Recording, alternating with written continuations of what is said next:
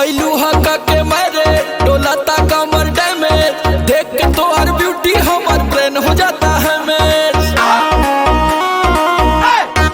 ऐलू हका के मारे डोलाता कमर डैमेज देख के तो हर ब्यूटी हमार ब्रेन हो जाता है मेज। का कहीं कितना सैया कैले बा मोर सजैया धुन दहले देह राते जैसे राजैया छील देला दहिया मुसलम बलमुआ के बलम बलमुआ के बलम बलमुआ के बलम है बलम बलमुआ के बलम है बलम बलमुआ के बलम धस जैसे नरगद के कलम बलमुआ के बलम बलमुआ के बलम बलमुआ के बलम।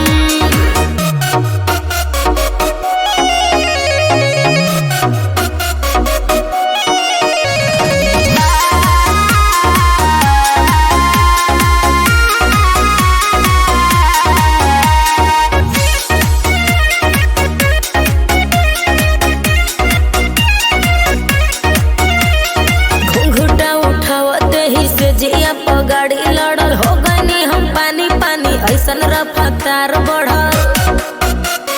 बुझला सोचहु में बोले दमदार बड़ू मरदा ऊपरा से नीचे ले उड़ा देले बगरदा। जब धैले कवारी मोर बढ़ल बेकरारी लसर फसर करे लगल देह साया साड़ी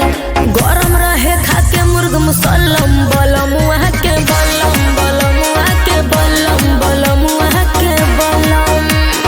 है बलम बलमुआ के बलम है बलम बलमुआ के बलम धस जैसे नरगद के कलम बलमुआ के बलम बलमुआ के बलम बलमुआ के बलम।